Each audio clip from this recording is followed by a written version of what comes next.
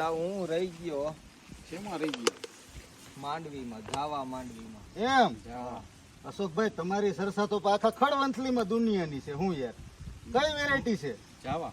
કઈ કંપની? વેનોક્સ કંપનીનું જાવા. વેનોક્સ નું જાવા.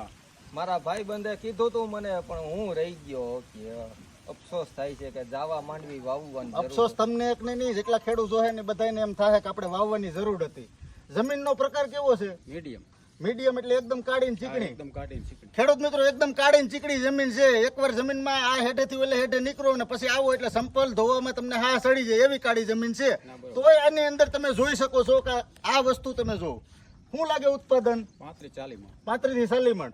ખેડૂત મિત્રો 35 થી 40 મણ આવી કાળી જમીનની અંદર પણ આ વસ્તુની પ્રોડક્શન છે.